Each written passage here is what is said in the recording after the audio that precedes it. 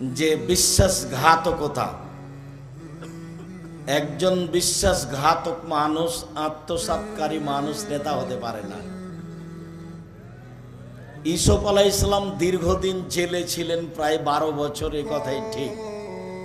বুখারী মুসলিমের হাদিসে এসেছে যে ইউসুফ আলাইহিস সালামকে যখন সরকারিভাবে ডেকে পাঠানো হলো যে আপনাকে আর জেলে থাকা হবে না, চলে আসেন, তো ইউসুফ আলাইহিস সালাম বললেন না, আগে ওই মহিলাকে বলতে হবে যে আমি অন্যায় করেছি, ইউসুফ করেনি।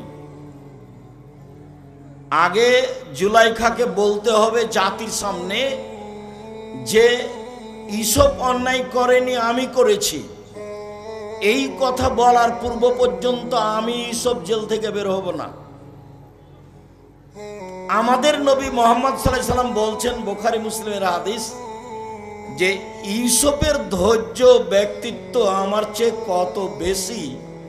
আমি যদি 12 বছর জেলে থাকতাম আর সরকারিভাবে যদি আমাকে ডেকে পাঠানো হতো, তাহলে আমি বলতাম চলো চলো চলো চলো, মানে আমি বের হওয়ার জন্য ব্যস্ত হয়ে যেতাম।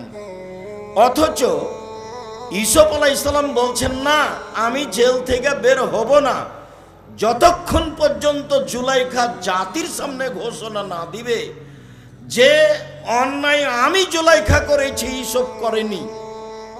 এই কথাটা ইউসুফ আলাইহিস সালাম বলছেন এভাবে, লিআলামা আন্নী লাম আখুনু বিল গায়বে, জুলাইখার স্বামী জেনে নেক, পৃথিবীবাসী জেনে নেক, আমি ইউসুফ জুলাইখার অজান্তে বিশ্বাসঘাতকতা করিনি। আমি মিশরের বাদশার স্ত্রীর সাথে অন্যায় করিনি। মিশরের বাদশার স্ত্রী জুলাইখা সকাল সন্ধ্যা দুপুরে আমাকে খেতে দিবে, আমি তার সাথে অন্যায় করব, এমন অন্যায় করিনি। আমি বিশ্বাসঘাতকতামূলক কাজ করিনি। এটাই জুলাইখার স্বামী জেনে নেক। এইটা প্রমাণের জন্য আমি জেল থেকে বের হচ্ছি না, আগে তাকে জাতির সামনে ঘোষণা দিতে হবে আমি অন্যায় করিনি। কাল্লাকাতিল আবওয়াব, জুলাইখায় সব দরজা বন্ধ করেছিল। জুলাইখায় বলেছিল, হাইতালাক, এইসব তুমি আমার সাথে জেলায় লিপ্ত হও। আমি বলেছিলাম, মাআযাল্লাহ, আমি আল্লাহর কাছে আশ্রয় চাই। ইন্দাহু আহসানা মাসওয়ায়া, তোমার স্বামী আমার মালিক। জুলাইখা, তোমার স্বামী আমার মালিক, সে আমাকে খেতে দিয়েছে, সে আমাকে থাকতে দিয়েছে, সে আমাকে পড়তে দিয়েছে, তার অজান্তে আমি তার সাথে বিশ্বাসঘাতকতা করতে পারি না। আমি ইউসুফ। একই বলা হয় ন্যায়পরায়ণতা। চেয়ারম্যান মেম্বার এমপি হয়ে দিন রাত মানুষের অর্থ সম্পদ লুটে খেয়ে মানুষকে দলীয় দাপট দেখিয়ে জেল হাজতে দিয়ে নেতা হতে চায় মানুষ, কোন লজ্জায়। আমি আব্দুর রাজ্জাক বিন ইউসুফ ধর্মীয় লোকের কারণে, নেতা মাওলানার কারণে চাঁপাইনবাবগঞ্জে বক্তব্য দিতে আসতে পারবো না। বেটা, মনে করো কি তুমি আমি তোমার গ্রামের ছেলে হতে পারি? তুমি কোন সাহসে বক্তব্য বন্ধ করো? এই চাঁপাইনবাবগঞ্জের মাটিতে যে কোনো বিষয়ে আমি তোমার ঘুঘুরা তুলে দিতে প্রস্তুত আছি। কোন সাহসে তুমি কাজ করো? তুমি বিশ্বাসঘাতক, তুমি মান সম্মান ধ্বংস করেছ। তুমি ইসলাম কিছু জানো না। তুমি ধর্মের নামে প্রতারণা দিয়ে এদেশের লাখো হাজার মহিলাকে এই গ্রাম থেকে ওই গ্রাম, এই জেলা থেকে ওই জেলা ধর্মের নামে নিয়ে যাচ্ছ আর মিথ্যা ধর্ম পড়াচ্ছ। জবাব তোমাকে দিতে হবে। আমি বলেছি জাতির সামনে, দেবীনগরের লোকের সামনে, চাঁপাইনবাবগঞ্জের লোকের সামনে, রাসূল সাল্লাল্লাহু আলাইহি সাল্লামের স্ত্রী যদি গ্রামে গ্রামে দিন প্রচার করতে যেতেন, তাহলে 13 জন স্ত্রী, 11 জনের স্ত্রী একসাথে নগদ ছিলেন। একজনকে পাঠাতেন রংপুর, একজনকে পাঠাতেন চট্টগ্রাম, একজনকে পাঠাতেন সিলেট, একজনকে পাঠাতেন ময়মনসিংহ। একদিনই দেশ দখল। মহিলারা বলেছিল, মুহাম্মদ সাল্লাল্লাহু আলাইহি সাল্লাম পুরুষেরা আপনার পাশে বসে দিন ধর্ম জেনে নিল, আমরা কি করব? উত্তরে আল্লাহর নবী বলেছিলেন, বুখারী মুসলিমের হাদিস, তোমরা বাড়ি একটা নির্ধারণ করো, সময় নির্ধারণ করো, আমি মুহাম্মদ সাল্লাল্লাহু আলাইহি ওয়াসাল্লাম সেখানে গিয়ে দিন শিখাবো। তিনি বলেননি আমি সেখানে আয়েশাকে পাঠিয়ে দেব। মিথ্যা ধর্মের উপরে জাতিকে ধর্ম দেখাবেন না। জাতির যদি রাস্তাঘাট করে দিতে না পারি, জাতির যদি স্কুল কলেজ করে দিতে না পারি, জাতিকে চূড়ান্ত সঠিক ধর্ম দিতে পারবো ইনশাআল্লাহ। ধর্মের ব্যাপারে জাতিকে ফাঁকি দিয়ে পরকাল হারাতে আমি রাজি নই।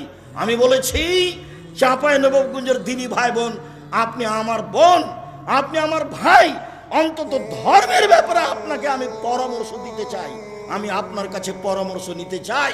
আপনি এভাবে বলবেন, মহিলা মানুষ হয়ে প্রোগ্রাম করতে গিয়ে, বুবু শাড়ি পরে নামাজ পড়লে বুবু ল্যাঙ্গট পরতে হয়, বুবু নইলে মাটি অভিশাপ করবে, ধর্ম তোমার বাপের সম্পত্তি। তুমি এ কথা বললে কেন? তোমার নেতাকে চ্যালেঞ্জ, তোমার জাতিকে চ্যালেঞ্জ, তোমার বাপকে চ্যালেঞ্জ, তোমার বংশকে চ্যালেঞ্জ। প্রমাণ করো দেখি আমি বেঁচে আছি। ধর্মকে উল্টা করে দেখে হিসাব দেখাবে না। আমার বুঝে তোমার শতকরা ধর্ম কথা মিথ্যে। ওরা ফাজালে আমল লিখেছে হাজারো কথা মিথ্যে, তোমারও লাখো কথা মিথ্যে। ধর্ম এরকম নয়। মানুষ মারা গেছে, সেই বাড়িতে তুমি লাশকে সামনে রেখে নামাজ পড়ো, লাশকে সামনে রেখে কোরআন পড়ো, আর তুমি হাত তুলে দোয়া করো। ধর্ম পাগল হয়ে গেছে। ধর্ম রাজশাহী চাঁপাইনবাবগঞ্জের হাওয়াই লাড্ডু, दोनों हाथ में लड्डू है, जो चाहे उसको खा ले, जो चाहे उसको छोड़ दे। ভুল হিসাব। তোমাকে, তোমার লোকজনকে, তোমার সবকিছুকে এই মিথ্যা ধর্ম থেকে ফিরে আসতে হবে। একদিনের জন্য বেঁচে থাকলে সঠিক পথে বেঁচে থাকার চেষ্টা করি। আমাকে দেশ দখল করতে হবে এই জিম্মেদারি দেওয়া হয়নি। বহু নবী দুনিয়া থেকে চলে গেছেন, একটা মানুষে হেদায়েত হয়নি। বুখারী মুসলিমের একটা হাদিসে এসেছে, আল্লাহর নবী বলছেন, আমার সামনে একজন নবী পার হলেন, তার সাথে একজন লোক আছে, মানে ওই নবী সারা জীবন দাওয়াত দিয়ে মাত্র একজন লোক হেদায়েত হয়েছে। তিনি বললেন, আমার সামনে দিয়ে আর একজন নবী পার হলেন, দেখলাম তার সামনে তার সাথে দুইজন লোক আছে, মানে ওই নবী সারা জীবন দাওয়াত দিয়ে মাত্র দুইজন লোককে হেদায়েত করতে পেরেছেন। আল্লাহর নবী বলছেন, আমার সামনে দিয়ে একজন নবী পার হলেন, লাইসা মাহু আহাদুন, তার সাথে কেউ নেই। তার মানে ওই নবী সারা জীবন দাওয়াত দিয়েছেন, কেউ হেদায়েত হয়নি। তাহলে কি তিনি বিচারের মাঠে পরাজয় হবেন? জি না, সত্যই যথেষ্ট পরকালের জন্য, ন্যায় পরায়ণই যথেষ্ট পরকালের জন্য। আর একটা কথা, কোরআন মাজিদ আছে এখানে, ওখানে আছে। আমি আপনাকে বলি আর একটা কথা, ব্যক্তিত্ব লাগে, স্বাধীনতা লাগে। যখন মূসা আলাইহিস সালামকে আল্লাহ বললেন, মূসা ফেরাউনের কাছে যেতে হবে, সীমা লঙ্ঘন করেছে। মূসা আলাইহিস সালাম বললেন, আমি সাবলীল ভাষায় কথা বলতে পারি না, আমি তার কাছে গিয়ে কথা বলতে পারবো না। তখন আল্লাহ বললেন, মূসা আমি তোমার ভাষা সুন্দর করে দিচ্ছি, তুমি বলো, রব্বি ইশরাহ লি সাদরি ওয়া ইয়াসসির লি আমরি ওয়াহলুল উকদাতাম মিন লিসানি ইয়াফকাহু কাওলি। তখন মূসা আলাইহিস সালাম বললেন, আর একটা কথা, ফেরাউনের পক্ষ থেকে আমার উপর একটি হত্যার অভিযোগ আছে, এক থাপ্পড় দিয়ে আমি মানুষকে হত্যা করেছি, আমি তার কাছে গেলে সে আমাকে হত্যা করবে। তখন আল্লাহ বলছেন, মূসা আমি তোমার সাথে আছি, যাও, ফেরাউন কি বলবে সেটা শুনবো, ফেরাউন কি করবে সেটা আমি দেখব। তখন মূসা আলাইহিস সালাম বলছেন, তবু আমার সাহস হচ্ছে না, আমার সাথে আমার ভাই হারুনকে দেন। আল্লাহ বলছেন, ঠিক আছে তাই দিলাম। প্রথম দাবি মেনে নিলাম মূসা, দ্বিতীয় দাবি মেনে নিলাম মূসা, তৃতীয় দাবি মেনে নিলাম মূসা, যাও, দুই ভাই মিলে ফেরাউনের কাছে যাও। দুই ভাই মিলে ফেরাউনের কাছে গিয়েই বললেন, বনি ইসরায়েলকে ছেড়ে দিতে হবে, স্বাধীনতা ফিরিয়ে যায়। কোরআন মাজিদ হলে আপনাকে আমি বাস্তব দেখাতাম, বনি ইসরায়েলকে ছেড়ে দিতে হবে, স্বাধীনতা ফিরিয়ে দিতে হবে। এই কথাই বললেন মূসা আলাইহিস সালাম। আগে স্বাধীনতা লাগবে, তারপরে কোনো কথা। আগে ব্যক্তিত্ব লাগবে, তারপরে কোনো কথা। তখন ফেরাউন বলল, কে তুমি? তোমাকে কি আমি আমার বাড়িতে শিশুকালে লালন পালন করিনি? তুমি কি বহু বছর আমার মাঝে থাকনি? তুমি যা করেছো তা করেছো। তুমি মানুষ হত্যা করেছো, তুমি বড় অকৃতজ্ঞ। তখন মূসা আলাইহিস সালাম বললেন, জি, আমি যা করেছি তা করেছি। আমি এক থাপ্পড়ে মানুষ হত্যা করেছি, তখন আমি ভুল পথে ছিলাম। তোমার ভয়ে আমি দেশ ছেড়েছি। আমার প্রতিপালক আমাকে নবী করেছেন, জ্ঞানে গুণে পূর্ণ করেছেন।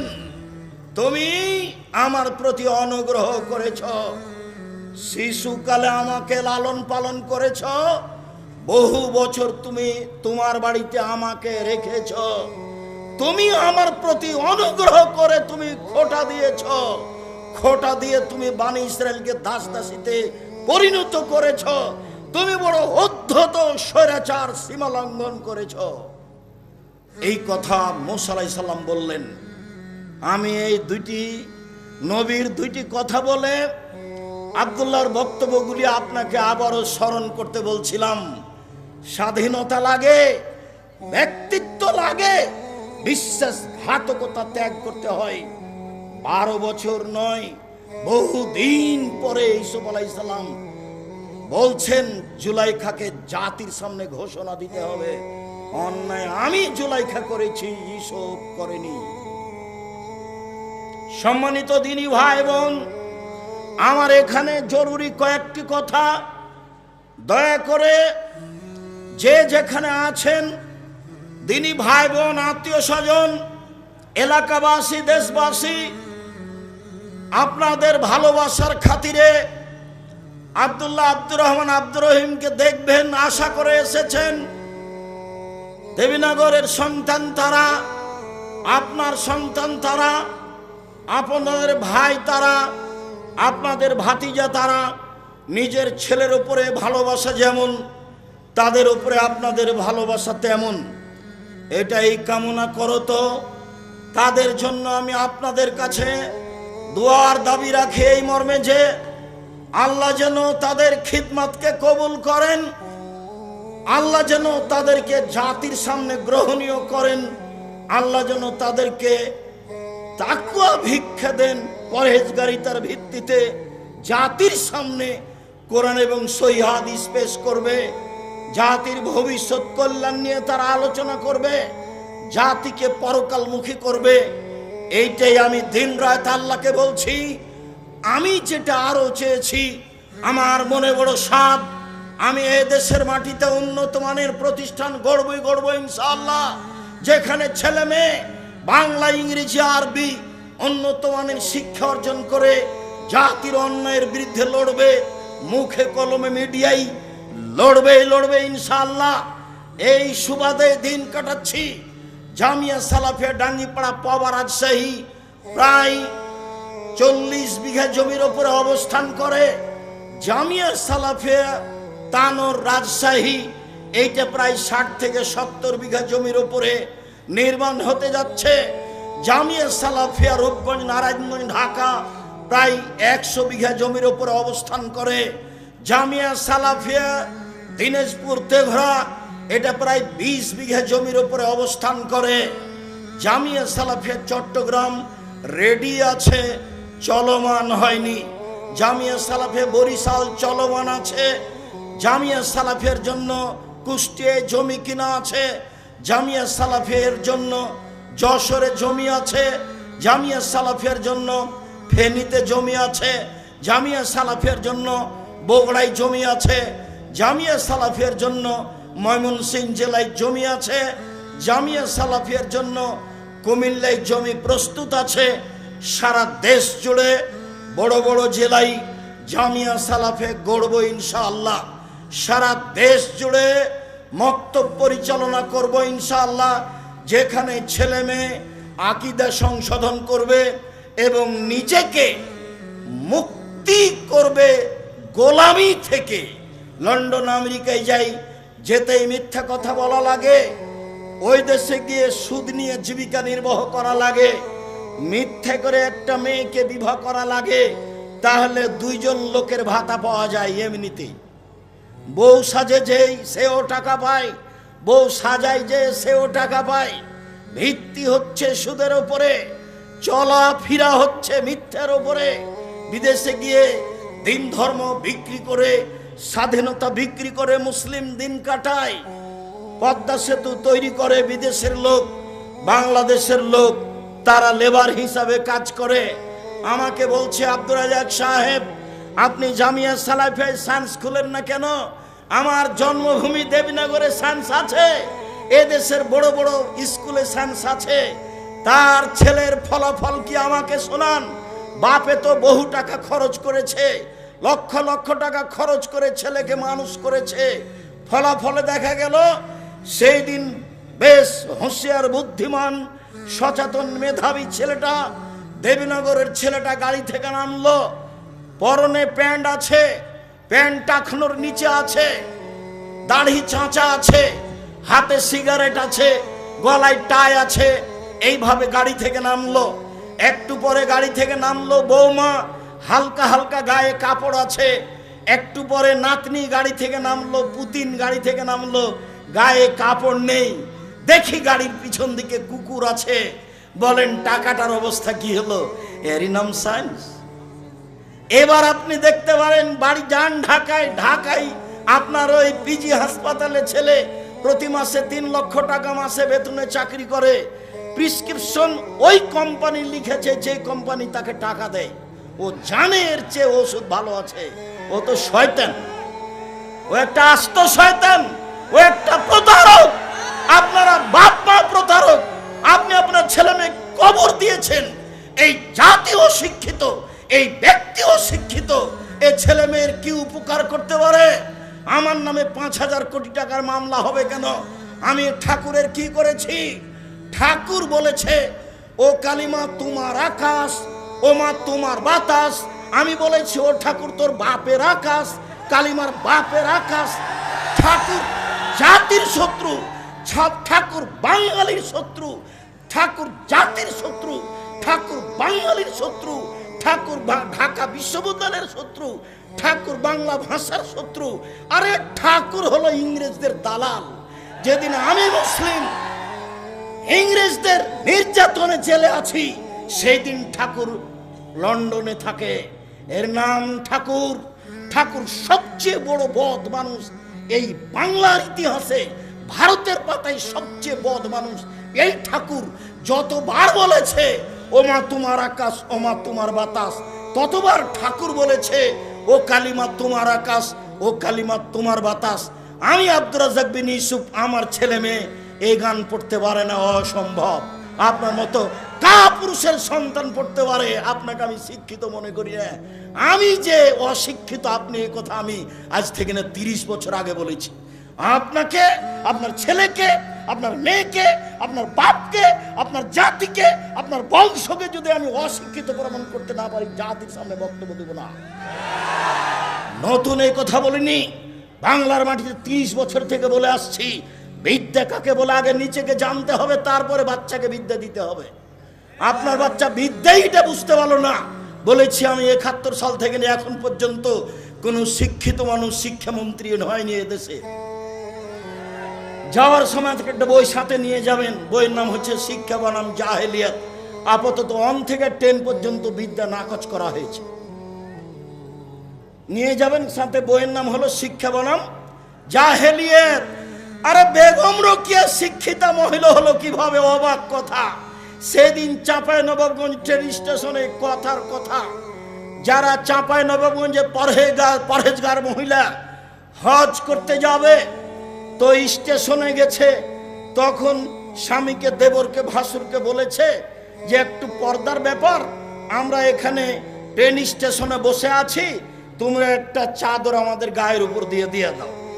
এবার ট্রেন স্টেশন মাস্টার পাশ দিয়ে হাঁটছে প্ল্যাটফর্ম, আর বলছে কি ব্যাপার, কিসের বস্তা এগুলি? লাথি মেরে মেরে দেখছে কি ব্যাপার, কিসের বস্তা এগুলি? বেগম রোকেয়া নিন্দা করছে আপনাকে। বেগম রোকেয়া শিক্ষিতা মহিলা হলো কিভাবে? আপনি তার বইটা পড়ে দেখেন, থুথু দিতে হবে। আমি বললাম, ও কাজী সাহেব, আপনার যে খাতার বিবাহ স্টেশনের জন্য আছে, ওইটাকে আমি টয়লেট পেপার হিসাবে ব্যবহার করা পছন্দ করি না। কেন? ওতে 4 জনের সাক্ষী আছে, 4 জনের সাক্ষী জেনা প্রমাণ করা লাগে। জেনা প্রমাণ করতে কয়জন সাক্ষী লাগে? 4 জন। তো বিবাহতে তো আল্লাহর নবী 2 জনের কথা বলেছেন, তো এটা কি জেনা প্রমাণ করছেন না বিবাহ? তো বলেন তো আপনার খাতা খান কেমনে চলতে পারে, কিভাবে চলতে পারে? মানে আব্দুল্লাহ যেটা বলল সব কিছুই মিথ্যার উপরে চলছে, সব কিছু। যেটা আমি বলেছি আমার দেবনগর জন্মভূমি গ্রাম হিসাবে, যে দেখো ডুলি বিবি প্রথা এমন ভাবে ভুলে যেতে হবে, ডুলি বিবি শব্দটার মুখের উপরে পেশাব করে দিতে হবে। আজ থেকে নিয়ে 20 বছর পরে কোন ছেলে কোন মেয়ে যদি বলে ডুলি বিবি, তাহলে আরো 5 জন যেন বলে ডুলি বিবি কি গো, ডুলি বিবি কি, তার মানে কি, এটা যেন বলে, এমন ভাবে ভুলে যেতে হবে। মারিয়াম জন বলছে, নাসিয়া মানসিয়া, আমি জাতির অন্তর থেকে মুছে যেতে চাই। আহারে ছি ছি ছি, আমি মারিয়াম, আমার বিবাহ হয়নি, আমার স্বামী নেই, আমি জেনাও করিনি, আমি ঈশাকে জাতির সামনে কি দিয়ে বুঝাবো? আমি ঈশাকে জাতির সামনে কি দিয়ে বুঝাবো? আমি যখন ঈশাকে নিয়ে গ্রামে গেলাম, গ্রামের লোক ঠিকই বলল, ছি ছি ছি ছি ছি, তোমার মা কত ভালো মানুষ, জেনা করেনি। আরে তোমার বাপ কত ভালো মানুষ, কোনোদিন জেনায় লিপ্ত হয়নি। আর তুমি তার মেয়ে জেনা করেছ, অবৈধ সন্তান কাঁধে করে গ্রামে নিয়ে এসেছ। আগে এই বাক্য বলেছিলেন মারিয়াম, আল্লাহ কুনতু নাসিয়া মানসিয়া, আমি এমন হতে চাই, মানুষের অন্তর থেকে মুছে যেতে চাই, মানুষ যেন কেউ না জেনে মারিয়ামকে। ডুলি বিবি তেমন শব্দ ভুলে যেতে হবে। যদিও আমি বলেছি চাঁপাইনবাবগঞ্জ জেলার বিবাহের শুরু থেকে শেষ পর্যন্ত একটা কাজও জায়েজ নয়, আমার জানা অনুপাতে একটা কাজও জায়েজ নয়। এখন নতুন কোনটা হলো নাকি, মৌলানা খাড়গাঁয়ের মৌলানা, নামটা এখন ভুলে যাচ্ছে, আমার চাচাতো ভাইয়ের বিবাহ পড়ালেন, বিবাহ পড়ে বদরের আব্বা। বিবাহ পড়ানোর পরে বলছেন যে উঠো উঠো উঠো, 2 রাকাত সালাত আদায় করো, উঠো 2 রাকাত সালাত আদায়। বিবাহ পড়ানোর পরে 2 রাকাত সালাত আদায় করতে হবে। আর এখন বলছে বিবাহ পড়ানোর শেষে বলছে দাঁড়িয়ে বলো ওয়ালিমা, ওয়ালিমার দাওয়াত, ওয়ালিমার দাওয়াত। আরে বাসর রাতের সকালে হবে ওয়ালিমার দাওয়াত, বিবাহ পড়ানোর পরে ওয়ালিমার দাওয়াত হয় কি করে? বিবাহ পড়ানোর পরে কেউ কি দোয়া পড়তে হবে কারো জানা নাই। আন্ধা কো আন্ধা পড়াতা হ্যায়, ধর্ম এমনিতেই চলছে। সম্মানিত দিনী ভাই বোন, আমি আপনাদের এখানে যেটা বলতে চাইছি, এ দেশে দুর্নীতি, শয়তানি, ধোঁকাবাজ, রাহাজানি, লুটতরাজ, অবিচার, মারামারি, অন্যায়, পাড়া প্রতিবেশীর সাথে দুরাচার, এইসব গতিবিধি জোরালোভাবে শক্তি প্রয়োগ করে কলা কৌশলে বন্ধ করতে হবে। এইসব কলা কৌশলে বন্ধ করতে হবে।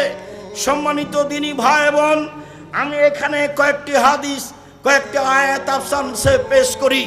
পেশ করার পূর্বে বলে, এই ছেলে বসো, পরিবেশ নষ্ট করতে চাচ্ছ কেন? কত কষ্ট করে ব্যবস্থা করেছো, কত পয়সা খরচ করে ব্যবস্থা করেছো। আসার পর থেকে কতজন আমাকে অনুরোধ করছে আপনি আমাদের গ্রামের মানুষ কেন আসবেন না, কিন্তু আমি যে আসতে পারবো না এটা যে বুঝাতে চাচ্ছি তো বুঝতে চাই না। তো এত কষ্ট করে এসেছি, সবাই এসেছি। আর আমি ছিলাম গত রাত্রে কুমিল্লায়, প্রতিষ্ঠানে এসেছি, ক্লাস করেছি, অনেক প্রয়োজনীয় কাজ করেছি, তারপরে আমি এসেছি। আমি ক্লান্ত হলাম না, আপনি আমাকে ক্লান্তি দেখাচ্ছেন? চায়ের স্টলে বসে আছেন কেন? আপনার লজ্জা হয় না কেন? শরম হয় না কেন? আমি এখানে কথা বলি, আপনি চায়ের স্টলে বসে আছেন, মানে আপনার লজ্জা হয় না কেন? আপনার শরম হয় না কেন? আপনার হায়া হয় না কেন? আপনার ইতস্তবোধ হয় না কেন? আপনি আমাকে কি দেখাতে চাচ্ছেন? বিদ্যা দেখাতে চাচ্ছেন? পয়সা দেখাতে চাচ্ছেন? জি না, ভুল হিসাব, সিদ্ধান্ত পরিবর্তন করতে হবে। আপনি মেয়ে মানুষ, ঢং ঢং করে এসেছেন গল্প করতে করতে, আবার ঢং ঢং করে চলে গেলেন কেন? আমি তো আপনার জন্য এসেছি, আব্দুল্লাহ তো আপনার জন্য এসেছে, আপনি চলে গেলেন কেন? বাইরে 4-5 জনের সাথে গল্প করছেন কেন? মহিলা মানুষ, আপনার লজ্জা হয় না? ও আপনার ভাই, কে বললো ওটা ভাই? আপনার চাচাতো ভাই। আপনি চাচাতো ভাইয়ের সাথে গল্প করেন কি করে? কিসের তাহাজ্জুদ দেখান আপনি, হজ দেখান আপনি, বোরখা দেখান আপনি? এই নোংরামি, এই শয়তানি, এই বেহাই ত্যাগ করুন সম্মানিত দিনী ভাই বোন। এগুলো হলো পশু প্রাণীর কাজ, গরু ছাগলের কাজ, কুকুর শ্রীরের কাজ। আল্লাহ তাআলা বলেন, বুঝে না ওরা, অন্তর আছে বুঝে না, দেখেও দেখে না ওরা, চক্ষু আছে দেখে না, শুনেও শুনে না ওরা, কান আছে শুনে না। উলাইকা কাল আনাম, তারা পশু প্রাণীর মতো, তারা গরু ছাগলের মতো, তারা কুকুর শ্রীরের মতো, বালু মাজাল, বরং তার চেয়ে খারাপ। এই কথা আল্লাহ আপনাকে বলছে। আমি তো কোরআন হাদিসের কথা আপনার সামনে বলতে এসেছি। আপনি কেন ওখানে গিয়ে বসে থাকবেন? থাকবেন কেন? আপনি মাথায় টুপি দিয়ে দোকানের সামনে ওই বেঞ্চটাতে কেমনে বসে থাকেন? ওখানে ল্যাংটা মেয়ে নাচে, আপনি দেখে চক্ষু ঠান্ডা করেন, কলিজা ঠান্ডা করে, মনটা সাওয়াত করেন। জান্নাতের মেয়ে ভোগ করতে চান? জান্নাতের মেয়ে কি পড়ে আছে? আপনার স্বভাবই খারাপ, আপনার খাসলত খারাপ, আপনার অভ্যাস খারাপ, যার কারণে আপনি মাথায় টুপি দিয়ে দোকানের সামনে টিভিতে বসে থাকেন। এই যে আমি বলে গেলাম, আমার তো এটা জন্মভূমি দেবীনগর, বলি দেবীনগরের যত দোকানে টিভি আছে, ল্যাংটা মেয়ে নাচে, এর সব উপার্জন হারাম, সবই হারাম, সবই হারাম। দেখি কোন মায়ের বেটা কথা এভাবে উল্টে ধরতে পারে। এই যে বলে চলে গেলাম। উমামা বাহেলি রাদিয়াল্লাহু তাআলা আনহু বলেন, রাসূল সাল্লাল্লাহু আলাইহি সাল্লাম বলেছেন, পৃথিবীর মানুষ লা তাবেহুন্না, যারা গান বাজনা করে নাচে, তাদের ব্যবসা করো না, তাদের বিক্রয় করো না। ওয়ালা তাস্তারহুন্না, তাদের ক্রয় করো না। ওয়ালা তুআল্লিমুহুন্না, মেয়েদেরকে গান বাজনা শিখিয়ে দিও না। ওয়াসামানহুন্না, হারাম, এদের উপার্জন হারাম, এদের মাধ্যম হারাম, এদের সব কিছু হারাম। গান বাজনার কারণে, বাদ্যযন্ত্রের কারণে জাতির উপরে 3টে বিপদ নেমে আসবে। 1, ভূমিকম্প হবে। 2, আকার আকৃতি পরিবর্তন হবে। সন্ধ্যায় থাকবে মানুষ, সকালে হবে শোর। সন্ধ্যায় থাকবে মানুষ, সকালে হবে বানর। 3, সমস্যা নেমে আসবে। গান বাজনার কারণে, মেয়েদের নাচের কারণে, মদ পান, বিড়ি তামাক, জর্দা, সিগারেট, গুলের কারণে 3টে বিপদ নেমে আসবে। 1, ভূমিকম্প হবে। 2, আকার আকৃতি পরিবর্তন হবে। সন্ধ্যায় থাকবে মানুষ, সকালে হবে শুকুর, সোর, একবারে হুবাহু সোর হয়ে যাবে। সকালে 3 সমস্যা নেমে আসবে। মাদ্রাসায় মারামারি, মসজিদে মারামারি, হিংসা বিদ্বেষে ভরা। দেবীনগর ঈদগাহের মাঠ আমি অন্তত 10 বার পরিবর্তন করতে চেয়েছি। বলেছি চলেন আশেপাশের বাড়ি কিনে নিয়ে এটা বড় করি। বলেছি চলেন এটা বিক্রি করে দিয়ে মাঠে, নদীর ঘাটে বড় একটা ঈদের মাঠ তৈরি করি। কেউ সাড়া দেয় না। কোথায় রহস্য? বলেছি দেবীনগরে মাদ্রাসার জমি বিক্রি করে দেওয়া হোক, বাইরে 10 বিঘে জমি কিনে মাদ্রাসা তৈরি করব। কোথায় সমস্যা আমি বুঝতে পারি না। সমস্যা নিয়ে আপনি দুনিয়া থেকে চলে যান, এভাবে থেকে কেন আমি এভাবে আগাতে পারি না? আপনি চান না যেই যায় আমার সামনে সেই বলে নিজের জন্য তো কিছু করেন না, যা দেবীনগরের জন্য তো কিছু করেন না, চাঁপাইনবাবগঞ্জের জন্য তো কিছু করেন না। আমি টিকতেই পারি না, তো আমি করব কি? আমি তো এখানে টিকতেই পারি না। আমি যদি কালকে ঈদের মাঠে দেবীনগরে উপস্থিত হই, বড় বড় হুজুর তারাই নাকি ঈদের মাঠে কথা বলবে, তা আমি তো ওখানে পুঁটির মাছ ফেউসা, তা আমি আর কি করব? ওই হিসাবই করে না, পড়তে না জেনে বলছে ও ইমাম, তা আমি কি করতে পারি? করো যাও। এই তো অবস্থা আমি দেখতে পাচ্ছি। আমার এখানে হিংসার কিছু নেই, আপনি মনে কিছু নেবেন না। আপনার ওপর আমার ভালোবাসার অভাব নেই। কি বলতে চান কালকে ছেড়ে চলে যান, বাকিটা আমি দেখবো ইনশাআল্লাহ। কিভাবে করা লাগে সেটা আমি দেখবো। ঈদের মাঠ কিভাবে করা লাগে সেটা আমি দেখবো ইনশাআল্লাহ। আপনি আমাকে পরামর্শ দিবেন, অন্য কিছু করা লাগবে না, বাকি আমি দেখবো ইনশাআল্লাহ। জাতির যদি রাস্তাঘাট করে দিতে না পারি, জাতির যদি স্কুল কলেজ করে দিতে না পারি, জাতিকে চূড়ান্ত সঠিক ধর্ম দিতে পারবো ইনশাআল্লাহ। ধর্মের ব্যাপারে জাতিকে ফাঁকি দিয়ে পরকাল হারাতে রাজি নই। প্রতিষ্ঠান গড়তে পারি, আপনাকে গড়ে দেখাবো ইনশাআল্লাহ। আমি আপনার সাথে অদাবদ্ধ, জাতির সাথে অদাবদ্ধ। সম্মানিত দিনী ভাই বোন, বলছিলাম বিপদ তিনটি। এক, এজা সারেবুল খমুরা, যখন আপনি নেশাদার দ্রব্য পান করবেন তখন তিনটা বিপদ নেমে আসবে। ভূমিকম্প, সর হয়ে যাওয়া সকালে বানর, আর বিপদ। দুই, জাহারাতিল কায়নাত, মেয়েরা যখন নাচবে, সব দোকানে মেয়ে নাচে, ঘন্টার ঘন্টা বসে থাকেন আপনি টুপি মাথায় দিয়ে, সব দোকানে মেয়ে নাচে, সব বাড়িতে মেয়ে নাচে। নবী বলছেন যেদিন মেয়েরা নাচবে সেই দিন এই তিনটা বিপদ নেমে আসবে। ওয়াদারাবু বিল মাযিব, যেদিন বাদ্যযন্ত্র প্রকাশ পাবে, সব মোবাইলে বাজনা বাজে, সব বাড়িতে বাজনা বাজে, সব দোকানেই বাজনা বাজে, দিব্যি দোকানে বাজনা বাজছে, টিভি চলছে, আর আপনি সেখানে বসে আছেন। আপনি বলছেন আমি 5 ওয়াক্ত সালাত আদায় করি, আপনি গ্রামের সর্দার, এগুলো বলছেন। আমি বলে গেলাম মধ্যে কিছু নিয়েন না, আপনি আমার ভাই, আপনি আপনার চাচা, আপনার স্বভাবই খারাপ, সেই জন্য এখানে বসে থাকেন। আমাদের গ্রামের ভাষায় আপনার খাসলত খারাপ। কেন আপনি এখানে বসে থাকবেন? এখানে ন্যাংটা মেয়ে নাচে। আল্লাহর নবীকে বলছেন, যাবের আল্লাহর নবী, হঠাৎ যদি আমার চোখটা বেটি ছেলের উপরে পড়ে যায়, মহিলার উপরে, তা আমি কি করবো? এটা জিজ্ঞাসা, হাদিস বুখারী মুসলিম। তখন আল্লাহর রাসূল তাকে বলছে, তিনি বলছেন ফা মারানি, আল্লাহর নবী আমাকে বললেন আন আসরিফা বাসারি, আমার চোখটা আমি ফিরিয়ে নিব, আমার চোখটা আমি ফিরিয়ে নিব। তা আপনি টিভিতে কারণবশত যদি খবর শোনেন, তো এইভাবে থাকতে হবে, এইভাবে থাকতে হবে। আপনি ওই রং মাখানো পতিতালয়ের মেয়েটার মুখখানের উপরে তাকিয়ে আছেন একবারে এক খেয়ালে, তখন আপনি তাহাজ্জুদ পড়েন। এটা হলো আল হায়া মিনাল ঈমান ওয়াল ঈমান ফিল জান্নাহ, লজ্জাই হচ্ছে ঈমান, ঈমানই হচ্ছে জান্নাত। আল হায়া মিনাল ঈমান, ঈমানই হচ্ছে জান্নাত, ঈমানই হচ্ছে জান্নাত, ঈমানই হচ্ছে লজ্জা, লজ্জাই হচ্ছে জান্নাত। আল্লাহ রাসূল বলছেন, সব নবী বলতেন এজালাম তাস্তাহি ফাসলামা শেতা, সব নবী বলতেন। মুসা আলাইহিস সালাম বলেছেন, ঈসা আলাইহিস সালাম বলেছেন, ইব্রাহিম আলাইহিস সালাম বলেছেন, আমাদের নবী বলেছেন, যখন তুমি লজ্জা করবে না তখন তুমি সবকিছুই করতে পারো, যখন তুমি লজ্জা করবে না তখন তুমি সবকিছুই করতে পারো। লজ্জা আছে আপনার? জিনা, লজ্জা নেই। বেটি ছেলেটা বলছে আমাদের গ্রামের, ওইটা আমার চাচাতো ভাই, ওইটা আমার খালাতো ভাই। তো এখন বিবাহের বৈঠকে যেদিন কি খাওয়াচ্ছে থুবড়া, তখন বলছে যে অমুক ভাই আমরা ওর মুখখান ধরে আছে বলে আমরা সারা গ্রামের লোক তার কাছে টাকা পাবো। যুবতী বেটি ছেলেটা, লোকটা, ছেলেটা, যুবকটা মহিলাটার মুখে ক্ষীর তুলে দিল। বইয়ের মুখে ক্ষীর তুলে দিতে হয়, এটা আল্লাহ নবী বলছেন, হাদিস বুখারী মুসলিম। এই পাড়ার সবারই কি বেটি ছেলেটা বউ? ধর্ম পাগল হয়ে গেছে। মুরব্বী মানুষরা আপনারা শরম পান না কেন? এই নীতির এই থুবড়া শব্দটাতে পেশাব করে দেন। থুবড়া আর এই দেশে কোনোদিন চলবে না। থুবড়া কি জিনিস? এত নোংরা জিনিস নাম থুবড়া, এই শরীয়তে আসতে পারে কি করে? বাইনা কি জিনিস? বরদটা কি জিনিস? আমাটা কি জিনিস? খিরকাচি কি জিনিস? এই সব কিছুর মুখের উপরে পেশাব করে দিতে হবে, আর কোনোদিন আসবে না এগুলো বাড়িতে। মেয়ের পক্ষ থেকে জয়জন লোক গেছে, ছেলের পক্ষ থেকে তো তার ডবল আসবে। ধর্ম পাগল হয়ে গেছে। আমের সময় আম দিতে হবে, আটা দিতে হবে, খাসি দিতে হবে। বোকা ছেলে, তুমি দিয়ে আসো তোমার শ্বশুরকে।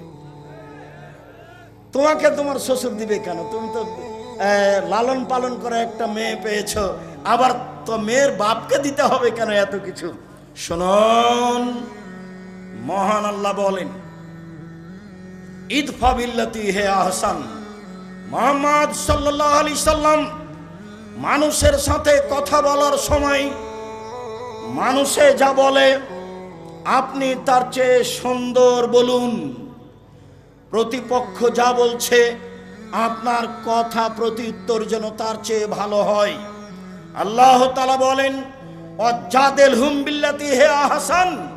মুহাম্মদ সাল্লাল্লাহু আলাইহি সাল্লাম বাদ বিতণ্ডে, তর্ক বিতর্কে কেউ যদি জড়িয়ে পড়তে চায়, তাহলে ও যা বলছে আপনি তার চেয়ে সুন্দর উত্তম বলবেন। আল্লাহ তাআলা আমাদের নবীকে আদেশ করছেন এইভাবে। শুনুন, যত পুরুষ নারী আমার সামনে আছেন, আপনাকে বলছি, মহিলা মানুষ আপনার যা আছে, আপনার ননদ আছে, আজ থেকে ননদে চোখ দেখিয়ে মন খারাপ করে যেটা বলেছে আপনি তার উত্তর দিতে পাবেন না। দিলে আপনি বলবেন আপা কি বলছেন, এটার চেয়ে আর একটা ভালো বলেন, এই কথা বলবেন আপনি। হ্যাঁ, আমার স্বামী উপার্জন করে, তুমি আমায় এভাবে বলো? মানে আমার স্বামীর উপার্জনে খাও, তুমি আমার ননদ, তুমি এভাবে কথা বলো কেন? একবারে ঘর থেকে বের করে দেব। এই নোংরা চরিত্র ত্যাগ করতে হবে। গন্ডগোল বড় জায়ের কারণে হয়েছে। আজকেই ভোর হতে হতে ছোট যাকে বড় জায়ের হাত ধরে ক্ষমা নিতে হবে। আপা, বুবু, যা হয়েছে হয়েছে, ভুল হয়েছে, আমাকে মাফ করেন। গন্ডগোল কার কারণে হয়েছে? বড় জায়ের কারণে হয়েছে। ছোট যাই বড় জায়ের হাত ধরে ক্ষমা নিবে, এটাই নিয়ম। গন্ডগোল বড় ভাইয়ের কারণে হয়েছে, একদিনও কথা বলে না। আমাদের গ্রামের ঘটনার নাম বলছি না। বাপ মরে গেছে, তখন গন্ডগোল করে জমি ভাগ করে করতে ঢেঁকিটা কেটে ভাগ করে নিয়েছে। তো ঢেঁকিটা কেটে ভাগ করে নিলে কি হবে? কিছু হতে পারে। স্বভাব কেন এরকম? ছাড় শিখতে হবে, ছাড় দেওয়া শিখতে হবে। বড় ভাই নিয়েছে, আচ্ছা ভাই, আপনি যেভাবে মনে করেন সেভাবে ভাগ করে দেন। এই কথাটা বললে তোমার কি হয়? যখন আমি রংপুর, দিনাজপুর, লালমিরহাট, নীলফামারী, কুড়িগ্রাম, পঞ্চগড়, ঠাকুরগাঁ, গাইবান্ধা, জয়পুরহাট এইসব ডিস্ট্রিক্টে যাই, তখন আমি বলি যে তোমার বাপকে যদি আমি কুকুর শ্রীগালের চেয়ে খারাপ প্রমাণ করতে না পারি, বক্তব্য দিব না। কেন? এইসব ডিস্ট্রিক্টের লোকেরা বোনদেরকে জমি দেয় না, এরা শ্বশুর কাছে যৌতুক নেই। তো তোমার বাপকে যদি আমি কুকুর শ্রীগালের চেয়ে খারাপ মনে করতে না পারি, প্রমাণ করতে না পারি, বক্তব্য দিব না। আর তুমি তোমার আব্বাকে গিয়ে বলবা রাত্রে, আব্বা ভাগ্য নিয়ে এসেছি, আব্বা ভাগ্য ছেড়ে আসেনি। ভাগ্যে যদি জমিদারি থাকে জমিদারি করে খাবো, ভাগ্যে যদি ভিক্ষা করা থাকে ভিক্ষা করে খাবো, ফুপুর জমি খাবো না। এই কথা বলতে পারবে না? তো ছেলে বলে, হ্যাঁ অবশ্যই বলবো, অবশ্যই বলবো। কলা বিক্রি করে খেতে রাজি আছি, লোন নিয়ে নয়। চকলেট বিক্রি করে খেতে রাজি আছি, লোন নিয়ে নয়। ছোট থেকে ছোট, বড় থেকে বড় ব্যবসা করব সময়ের গতিতে। বড় ব্যবসায়ী হতে আমাকে মোটামুটি 30 থেকে 35 বছর সময় লাগবে। একদিনই হিরোইন কিনলাম, কলকাতায় বিক্রি করলাম, ঢাকায় রাতে রাতে ধনী হয়ে গেলাম। লোন নিয়ে ব্যবসা করলাম, এ ব্যবসা চলবে না। ভাইয়ের সাথে ভালো আচরণ, জায়ের সাথে ভালো আচরণ, বউয়ের সাথে ভালো আচরণ করতে হবে, এ কথা আল্লাহ তাআলা বলেন।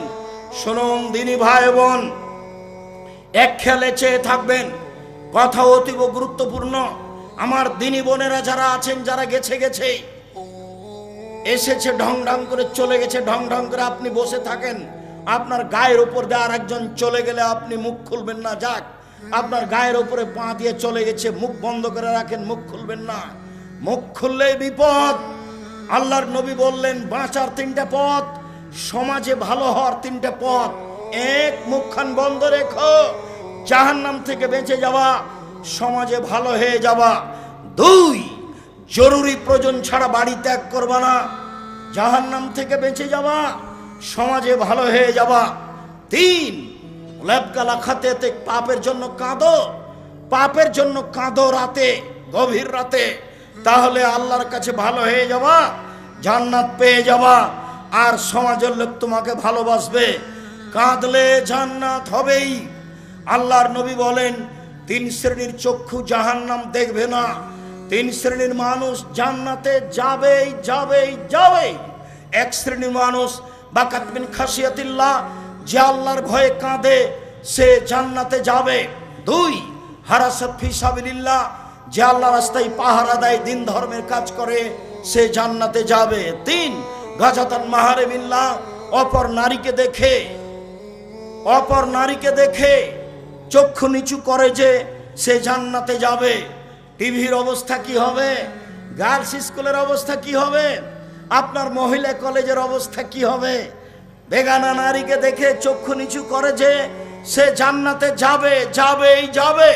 আল্লাহ রাসূল বলছেন, লা ইয়ালাজান নারার রাজুলু বাকামিন খাসিয়াতিল্লাহ হাত্তা ইয়ালাদা লাবানু ফি দারে, গাভীর বাঁট থেকে চাপ দিয়ে দুধ বের করে ভিতরে ঢোকানো যায় না, যেমন আল্লাহর ভয়ে কাঁদে যে সে জাহান্নামে যাবে না, তেমন গাভীর বাঁট থেকে, বান থেকে, ওলান থেকে চাপ দিয়ে দুধ বের করে ভিতরে ঢোকানো যায় না, যেমন আল্লাহর ভয়ে কাঁদে যে সে জাহান্নামে যাবে না, তেমন সে জান্নাতে যাবেই যাবে। বলছিলাম মানুষের সাথে ভালো আচরণ করতে শিখুন। বলছিলাম ইবাদতের জগতে সবচেয়ে ভারী নেকির ইবাদত ভালো আচরণ। তাহাজ্জুদ পড়লে নেকি হবে, তবে সবচেয়ে ভারী নেকি হবে না, হজ করলে নেকি হবে, তবে সবচেয়ে ভারী নেকি হবে না রমজান মাসে রমজানের সিয়াম পালন করলে এই নেকি, হজ করলে এই নেকি। আপনার দাড়ি পাল্লাই যত ভারী, ভালো চাল চলন, ভালো আচরণের নেকি আপনার দাড়ি পাল্লাই এর চেয়ে হাজারো গুণ লাখো গুণ বেশি ভারী। আমি একটা হাদিস আগে বলি, এক খেয়ালে চেয়ে থাকবেন, 19-20 হয় না যেন। এই ছেলেরা, আর একজনের গাও থেকে হাত নামিয়ে নাও, আমার দিকে চেয়ে থাকো। আবু দারদা রাদিয়াল্লাহু তাআলা আনহু বলেন, রাসূল সাল্লাল্লাহু আলাইহি সাল্লাম বলেছেন, ইন্না আফকালা শাইইন ইদা ফি মিজানিল মুমিন ইয়াউমাল কিয়ামা খুলুকুন হাসান। মুমিন পুরুষ নারীর নেকির পাল্লাই সবচেয়ে যেটা ভারী নেকি রাখা হবে, মুমিন পুরুষ নারীর বিচারের মাঠে নেকির পাল্লাই সবচেয়ে যেটা ভারী নেকি রাখা হবে সেটা হলো ভালো আচরণ, ভালো চাল চলন। লোকে বলে ছেলেটার স্বভাব ভালো, লোকে বলে ছেলেটার চাল চলন ভালো, এটাই হলো স্বভাব ভালো। লোকে বলে দুনিয়ার খারাপ, লোকে বলে শয়তান। ও দুমুখার কথা বলিও না তো, তাহলে তার চাল চলন খারাপ, এটা মানুষে বুঝে। আবার একটু বলি, এখানে একটা অটো দাঁড়িয়ে আছে, আমি বসে আছি, আর আপনি অটোতে উঠেছেন, উঠতেই লোকটা টান দিয়েছে, এখন আপনি আমার মুখের উপরে পড়ে গেছেন ব্যাগটা নিয়ে। তা আমি বললাম বসেন বসেন বসেন, কোনো সমস্যা নেই, বসেন।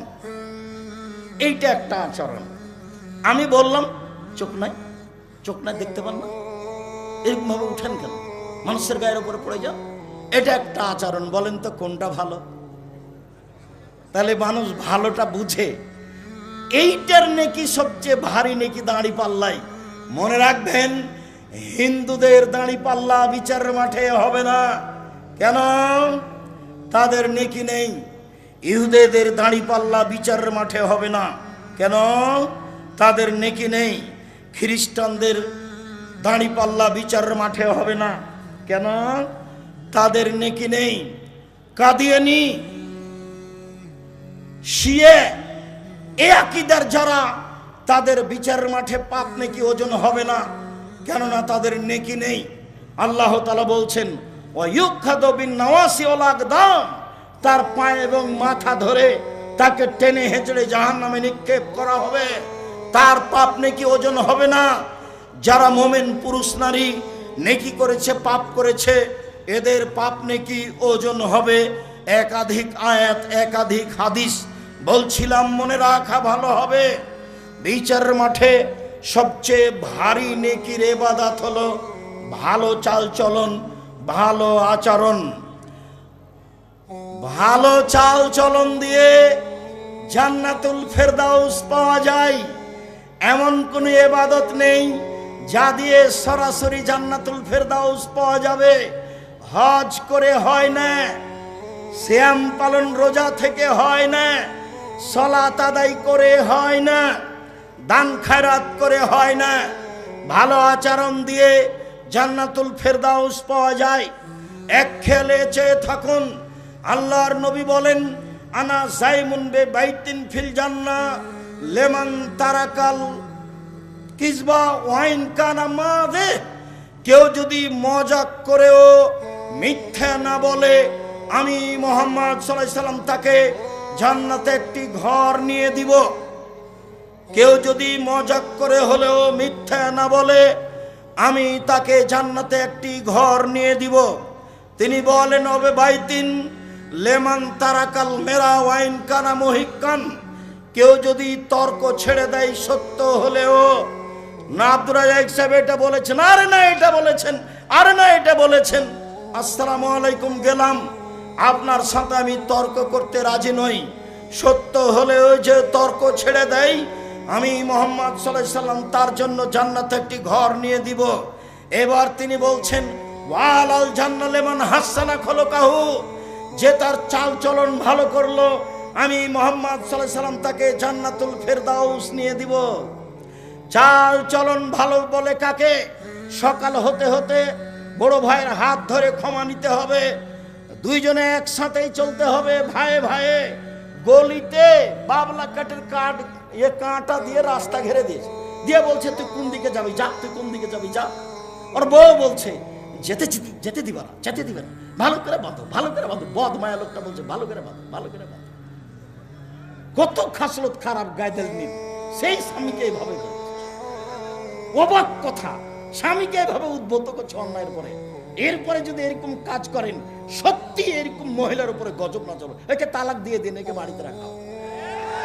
কি করে কথা বলতে পারে যে ভালো করে বেড়াতেন, ভালো করে বেড়াতেন, ও যেন বের হতে না পারে, ও যেন আমাকে গালি দেয়, আমাকে গালি দেয়, আমার গাছ সেম গাছটাকে ছাগল দিয়ে খাওয়িয়ে দিয়ে আমাকে গালি দেয়। চাল চলন পরিবর্তন করতে হবে। দিয়াড়ে বাড়ি, এদিকে দেখেন, এই ছেলে খেয়াল করো, তোমার বাপ যখন ধান কাটছিল, আইল তো নাই, তো ফাঁড়ি দিচ্ছে, তো মাঝামাঝিতে একটা ধানের গোছ পড়েছে, এটা কি করবে তোমার বাপ? তোমার বাপ যদি এটা নিজের দিকে নিয়ে নেয়, তোমার বাপ জালেম। বড় বড় আলেম ওলামা বসে আছে, দেখো ফতোয়া দেখি কিভাবে উল্টে দেয়। তোমার বাপের উচিত মধ্যের থোপটা কোন দিকে দিবে? প্রতিবেশীর দিকে দিবে। তোমার বাপ, তোমার অভ্যাস, যখন ওই আল নাই সেই জমিতে হাল চাষ করেছ, তখনই এক ভাঁড় শেষ ভাঁড়টা চাপে ধরেছ। কি হবে এই দিয়ে? এই দিয়ে কি হবে? এরই নাম জুলুম, এরই নাম অন্যায়, এরই নাম অবিচার, এরই নাম শয়তানি, এরই নাম রাহাজানি, এরই নামই ডাকাতি।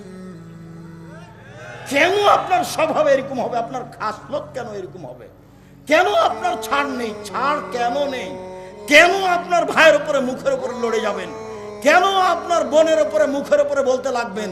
কেন আপনার চাচার উপরে এভাবে মুখের উপরে বলতে লাগবেন? আসেন দেখে নিচ্ছি, আসেন দেখে নেবো আপনার বেটা কটা কি করে, এভাবে কথা বলবেন কেন? আসেন এদিকে সাইটে নেবো আপনাকে। এগুলো কি কথা? এগুলো কি কথা? স্বভাব একবারে এই স্বভাবের মুখে পেশাব করে দিতে হবে। এরপরে কোনোদিন এই স্বভাব নিয়ে আসতে হবে না। এটা খারাপ, এটা ভালো আচরণ নয়, এটা ভালো স্বভাব নয়, এটা খারাপ স্বভাব, এটা খারাপ খাসলাত, এটা খারাপ অভ্যাস। ছাড় দিতে হবে, নরম হতে হবে, নরম ছাড় দিতে হবে, নরম হতে হবে। আচ্ছা ঠিক আছে চাচা, আপনি যেটা ভালো মনে করবেন করেন। তোমরা 5 ভাই আছো, তাতে কি হবে? তোমার চাচা যেটা করছে মেনে নাও। কতটুকু লস হতে পারে তোমাদের? কতটুকু লস হতে পারে? তোমার তো স্বভাব আমি জানি, তোমার তো হুজুর বলেছে গরু 7 ভাগায় চলবে, তারপরে গোস্ত নিয়ে মারামারি লাগিয়েছ। সেই কথা তো আমাকে অনেকেই বলে, কুরবানির গোস্ত নিয়ে মারামারি লাগিয়েছে। বয়ে বলছে, বনে বলছে, করে এক পিছে যে কলিজা নাই। তার আব্দুর রাজ্জাক ঠিকই বলেছে, আরে ভাগই নাই, ভাগে কুরবানি নেই। 7 দিনের দিনে আকিকা দিতে হবে, ভাগে কোন বাড়ি চলবে না। ব্যক্তি আর পরিবার দুটো এক নয়। টাকা থাকলে ষাঁড় দিয়ে কুরবানি দিতে হবে, উট দিয়ে। টাকা না থাকলে ষাঁড় দিয়ে, টাকা কম থাকলে খাসি দিয়ে, টাকা কম থাকলে ছাগি দাঁড় দিয়ে, দাঁড় যেটা বাড়িতে আছে কম দাম। যদি আর চেয়ে চেয়ে যদি কম থাকে তাহলে ভেড়া, ভেড়ি দিয়ে দিবেন, ভেড়ি নিজে দিবেন, দাম কম। কেন ভাগে গেলেন? গন্ডগোল কুরবানিতে দেখি, গোস্ত দেখি গন্ডগোল। একটুকু যে ছাড় নাই। সভাপতি গ্রামের এখন তো বিচার চলে গেছে চেয়ারম্যান মেম্বার হাতে। এখন কি টাকা দিয়ে বিচার হয়? ও নাকি চেয়ারম্যান, শয়তান। ও নাকি চেয়ারম্যান ফাঁকি দিয়ে জাতিকে, জাতির ক্ষতি করে টাকা নিয়ে বিচার করে। ওই যে আপনার ছেলের মতো, ওই যে প্রিসক্রিপশন লেগেছে শয়তানটা, ওই যে জাতির জন্য ক্ষতিকারক। আপনি লাখ লাখ টাকা পয়সা খরচ করে পড়িয়েছেন, মেয়েটাকে আপনি ডাক্তার বানাতে চাচ্ছেন, রাত দিন আর একটা যুবক ছেলের সাথে ঘুরে। একটা মেয়ের যখন অপারেশন হয় তখন ওই সবাই মিলে পাছার উপরে থাবা মারে, আপনার মেয়েও থাকে ওখানে। এই ছেলেগুলো জিজ্ঞাসা করেন, আপনার ভাতিজাকে জিজ্ঞাসা করেন, আপনার ভাতিজাকে জিজ্ঞাসা করে, হ্যাঁ বেটা এরকম কথা। চাচা একবারে এর চেয়ে বেশি। চাচা লজ্জা হয় না কেন? আপনার শরম হয় না কেন? আপনার হায়া হয় না কেন? আপনার ইতস্তবোধ হয় না কেন? আপনার বোধোদয় হয় না কেন? আপনার বোধগম্য হয় না কেন? আপনার বোধোদয় হয় না কেন? আপনার, আপনি যে মানুষ, বুঝেও বুঝে না ওরা, অন্তর আছে বুঝে না, দেখেও দেখে না ওরা, চক্ষু আছে দেখে না, শোনেও শোনে না ওরা, কান আছে শোনে না। উলাইকা কালা আনাম, তারা পশু প্রাণীর মতো, তারা গরু ছাগলের মতো, তারা কুকুর শৃগালের মতো। বালহু মাজাল, বরং তার চেয়ে খারাপ। শুনুন, আপনার নেকির পাল্লায় সবচেয়ে ভারী নেকি ভালো আচরণ। শুনুন, সবচেয়ে দামি জান্নাত জান্নাতুল ফেরদাউস পাওয়া যায় ভালো আচরণে, তাহাজ্জুদে নয়।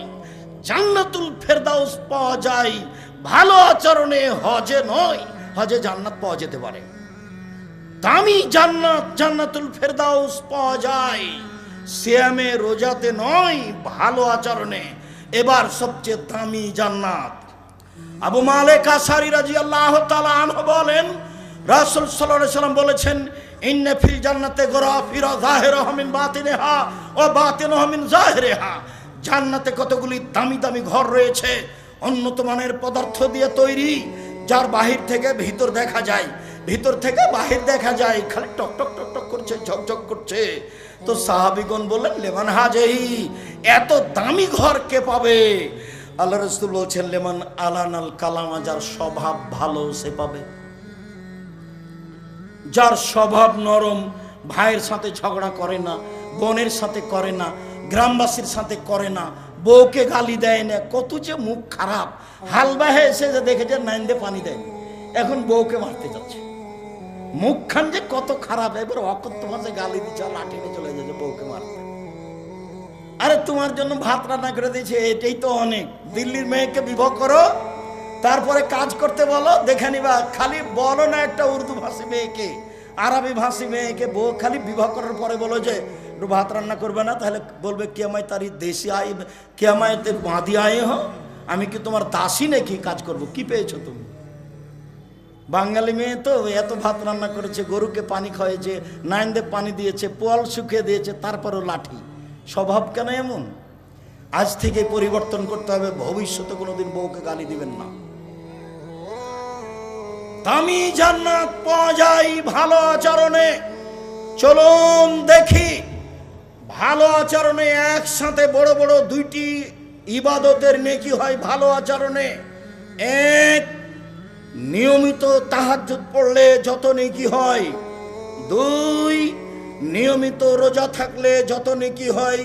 দুইটা মিলে যত নেকি হয়, ভালো আচরণে তত নেকি হয়। আয়েশা রাদিয়াল্লাহু তাআলা আনহা বলেন, ইন্নামাল মুমিন ইয়াজদু বিহুসনি খুলুকিহি দারাজাতাস সাইমুল কায়েম। তাহাজ্জুদ পড়ে যত নেকি হয়, নিয়মিত নফল সিয়াম রোজা থেকে যত নেকি হয়, ভালো আচরণে তত নেকি হয়।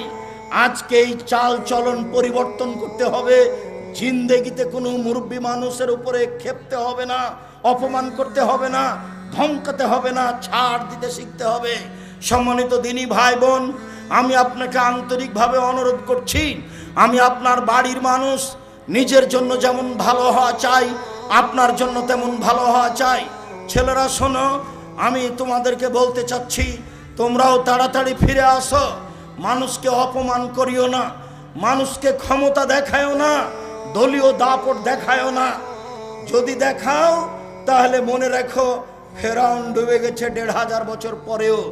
যদি ক্ষমতা দেখাও তাহলে তোমাদের নেত্রীর বয়স হলো ৪৫ মিনিট। তোমাদের নেত্রী ছেড়ে দিতে হবে কয় মিনিটের মধ্যে? ৪৫ মিনিটের মধ্যে।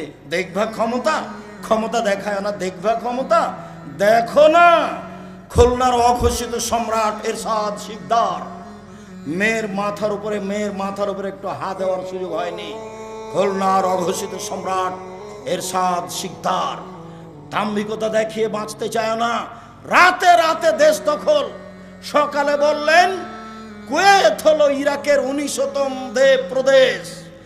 এরপরে এমন ভাবে চলে গেলেন প্রেসিডেন্ট সাদ্দাম দেশ থেকে, নিজে দেশের জজের হাতে ফাঁসি নিয়ে বিদায় নিলেন। নিরুপায়। দেখবেন নিরুপায় কাকে বলে দেখতে হবে হাতে নাতে ৪৫ মিনিট। দেশের আলেম ওলামাকে জেলে দিয়ে, দেশের আলেম ওলামাকে ফাঁসি দিয়ে, দেশের জ্ঞানী গুণীকে জেলে দিয়ে, দেশের বিচারকে উঠিয়ে দিয়ে, বিদেশ থেকে টাকা পয়সা নিয়ে দেশ উন্নয়নের নামে কোটি কোটি টাকা আত্মসাৎ করে, মানুষজনকে জেলে রেখে, চোখ বন্ধ করে রেখে, দেশ বিদেশে গুম করে দিয়ে শেষ পর্যন্ত ৪৫ মিনিটের মধ্যে দেশ ছেড়ে দিতে হয়েছে। তার নাম অত্যাচার। মনে রেখো, জুলুমবাজি করে এক ভাইয়ের জমি বেশি হাল বেয়ে নিয়ে একটা থোপ নিজের দিকে করে নিয়ে বেশি দিন টিকা যায় না। একদিন বয়স ছিল 40, দেখা গেল 60, দেখা গেল একদিন নেই, এরই নাম বয়স। সম্মানিত দিনী ভাই বোন, নাওয়াস ইবনে সামান বলছেন, আমি আল্লাহর নবীকে বললাম, আল্লাহর নবী, পাপ কি জিনিস, নেকি কি জিনিস? আল্লাহ রাসূল বললেন, নেকি হলো ভালো আচরণ। আমি আল্লাহর নবীকে বললাম, আল্লাহর নবী, মা খায়রু মাতিল ইনসান, আল্লাহ তো মানুষকে অনেক নেয়ামত দিয়েছেন, বাড়ি গাড়ি জমি জায়গা অর্থ সম্পদ দিয়েছেন, সবচেয়ে দামি সম্পদ কি? তখন আল্লাহ রাসূল বললেন, আল খলকুল হাসান, সেটা হলো ভালো আচরণ। সম্মানিত দিনী ভাই বোন, রাসূল সাল্লাল্লাহু আলাইহি সাল্লাম বলেন, আল্লাহ তাআলা বলেছেন এই সদাচরণ, আল্লাহ বলছেন সদাচরণকে, এই সদাচরণ শোন, মান ওয়াসালাকে ওয়াসালতুহু, তোকে যে নিবে আমি আল্লাহ তাকে নিব, তোকে যে ছেড়ে দিবে আমি আল্লাহ তাকে ছেড়ে দিব। সদাচরণ আল্লাহর আরশ ধরে ঝুলন্ত অবস্থায় বলে, সদাচরণ আল্লাহর আরশ ধরে ঝুলন্ত অবস্থায় বলে, মান ওয়াসালানি ওয়াসালাহুল্লাহ ও মান কাতানি কাতাহুল্লাহ, যে আমাকে নিবে আল্লাহ তাকে নিবেন, যে আমাকে ছেড়ে দিবে আল্লাহ তাকে ছেড়ে দিবেন। যার ভালো আচরণ নেই তার আল্লাহ নেই। আব্দুর রাজ্জাক সাহেব, যার আল্লাহ নেই সে খায় কিভাবে? হিন্দু যেভাবে খায়, হিন্দু খেতে পায় না, ও এভাবে পাবে। সম্মানিত দিনী ভাই বোন, শেষে চলে আসলাম। আল্লাহ রাসূল বলছেন, সবাই গ্রামবাসী, দেবীনগরের পুরুষ নারী এইভাবে থাকতে হবে। আল মুমিন লিল মুমিন কাল বুনিয়ান, একজন মোমেন পুরুষ নারী আর একজনের সাথে প্রাচীরের মতো। সুম্মা সাব্বাকা বাইনা আসাবিহি, ডান হাত বাম হাতের আঙ্গুলের ভিতরে ঢোকালেন। দেখেন দেখেন মহিলারা, আপনারা দেখেন, এইভাবে থাকবে পুরুষ নারী। বুবু বুবু বলে কি বলছেন আপনি? এইভাবে ইনিস্তাকারাহ ইস্তাকা করলো, মাথায় ব্যথা হলে সব ব্যথা। আমি যদি বিপদে পড়ি তাহলে আপনিও বিপদে পড়বেন, তার নাম মোমেন পুরুষ।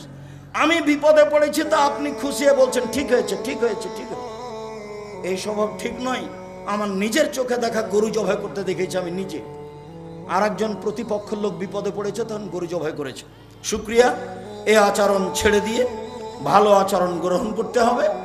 যার নেকি বিচারের মাঠে সবচেয়ে ভারী নেকি। যাওয়ার সময় সব বই পুস্তক এখানে আছে, আব্দুল্লাহর লেখা বই আছে, আপনার ওই ফিলিস্তিন সম্পর্কে যা লিখেছে